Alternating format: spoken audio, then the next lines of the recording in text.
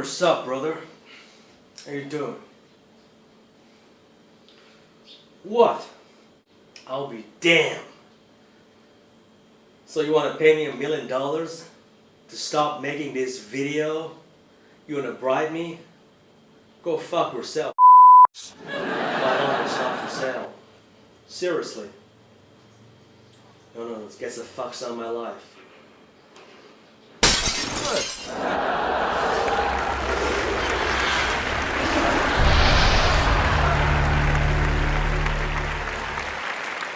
Did you know that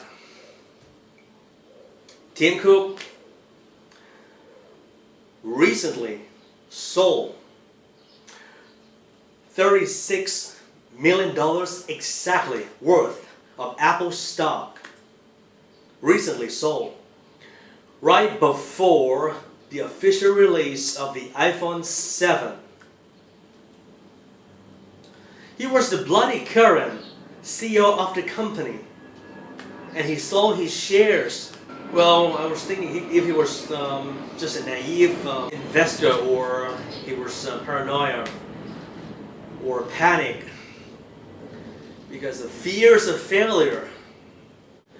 So how could you do that? How could you do that? In your tenure, you sold $36 million worth of Apple stock.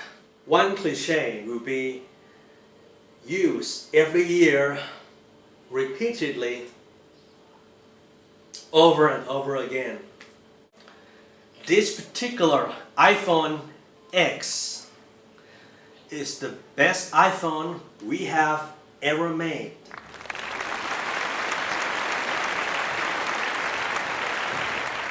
This particular iPhone is the best iPhone we have ever made.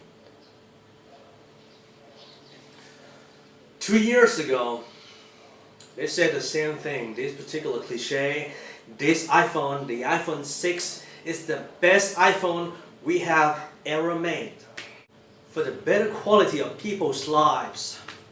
And now, significant amount of iPhone 6 and 6 Plus customers are suffering about the so-called touch disease. Firstly, they saw a flashing gray bar on top of the screen, regardless of the phone orientation, or other word, they call it flickering gray band. Then their screens became unresponsive. The root cause was, the thing is, the iPhone 6 and 6 Plus had a design flaw. The touchscreen is controlled by a so-called touch IC chip or touch controller chip.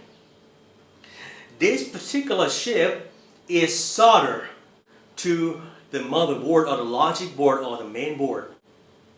And the thing is, for instance, the iPhone 5S, Apple used a thin layer, a razor thin plate called iron plate or iron shield.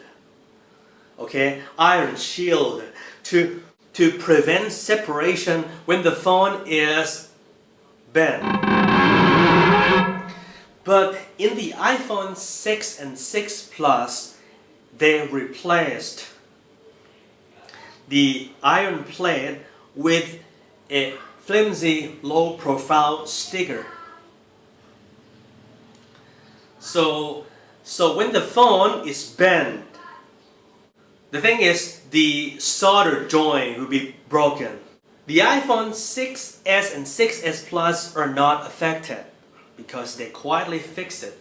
The best iPhone we have ever made! The best iPhone we have ever made. Millions of iPhone 6 and 6 Plus are affected worldwide. You might wonder, Mark, why did they dish the headphone jack? They dished the headphone jack because One, they needed more room, more valuable space for the larger battery, for the IP67 water resistant rating, and also the new Taptic engine for the new home button. Why you shouldn't buy the iPhone 7? 1. Well, the camera on the back, it doesn't fit flush. It sticks out. It's still protruding. Well, I know it's about aesthetic aspect and shit like that, but Steve wouldn't allow that if he was alive. Number 2, I have said many times, this is the very first generation of the iPhone that lacks a distinct mechanical home button. The new home button is fully dependent on the new Taptic engine. Well, you go buy it right away because you want to show off to your neighborhood, want to show off to your friends and family about a new phone, and 3 months later, you've got a problem. Probably this particular new re-engineered from the ground up button becomes unresponsive. Shit like that. So try not to be an early adopter. Try not to be a guinea pig because you're pig. You're pig. Pig. You pig. Try not to be an early adopter. Try not to be a guinea pig. The thing is, you should wait. You should buy the iPhone 7s or iPhone 7s Plus, and you don't just buy it right away when it comes out. You're gonna have to wait till they release the iPhone 8. You buy a clearance unit. Did you know that? I'll give you the secret, the top secret. It's not about, I told you, they ditched the headphone jack because they needed more room, valuable space. For those 3 things, it's not about the better quality of your life, your fucking life, my fucking life. Me too, I got a fucking life. The iPhone 6 outsold the iPhone 6 Plus by 4 times. They added the new feature, the dual lens camera systems on the back of the iPhone 7 Plus. Because they wanted to spur the sale record of the iPhone 7 Plus because it's larger, it's bigger, and more importantly, it's more expensive. I know you knew about it. We all knew about it. With the new iPhone, without the traditional headphone jack, we can charge the phone. If the lightning port is occupied, yes, you can buy it sold separately, Belgian shit, the so-called lightning splitter adapter for $40. Or, you know what? One of the valued customers asked Phil Schiller, "Hey, what's up, bro? So, how can I charge the phones and listen to music through my headphones?" The guy said, "Well, then, you know what? Unbelievable. I was flabbergasted. I was stunned. Phil Schiller said, you're going to have to buy something of this kind and you get the headphone jacks on the back and shit like that. I think that was a very sloppy advice. It was a very sloppy, nonsensical advice. I got a problem. You got a problem? Fine. Then you buy this particular accessory. You buy a pair of the AirPods, and then you're going to have to carry the bulky carrying case that behaves like a battery pack too at all times. The iPhone 7 could have been better if, number 1, it comes bundled with the AirPods. We'd have to pay $159 separately to buy a pair of AirPods headphones.